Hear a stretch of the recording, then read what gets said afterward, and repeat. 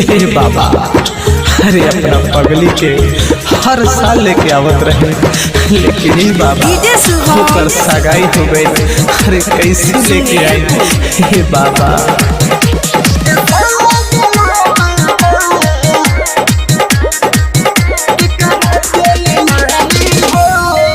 सुनो बाबा बताओ तनी बतिया हो, नहीं कटेला चैन से रतिया हो। हे बाबा सुनो बाबा बताओ तनी बतिया हो, नहीं कटेला चैन से रतिया हो। पिछला साल रही खुशहाल पूजनी तुहे लाई हो। ए साला बोला बाबा के करा के लियानी हो, जे रोहे हमार दिल जान होकर हो गइल सगाई हो।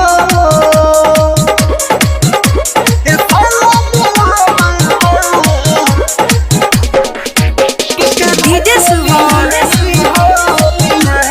Sunil Bombay digital recording studio Chhapra. जे रोहे हमार दिल जान होकर हो गइल सगाई हो। छोड़ दिहली यू हमार साथ हो, देख के दोसरा के हाथवा में हाथ हो।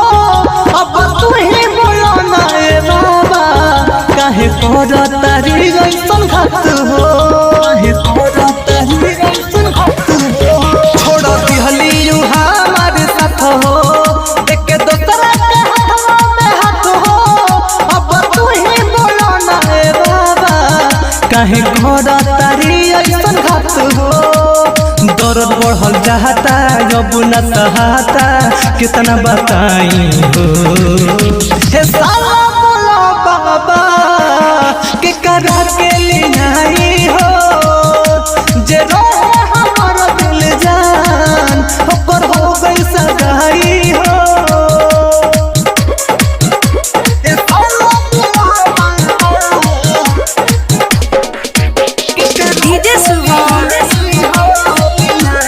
सुनील प्रेजेंटेड बाय यूनिक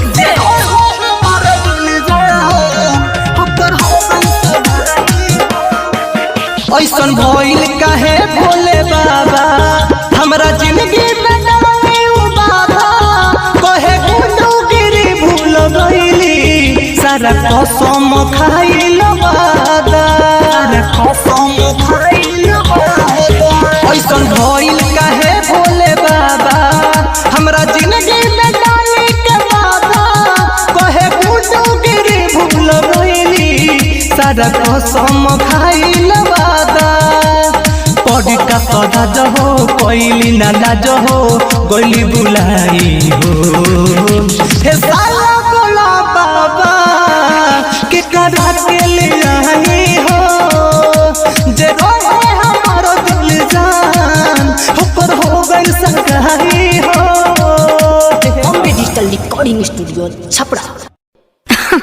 अरे पूरा इंडिया हिली बाबू, खाली तू देखत जा।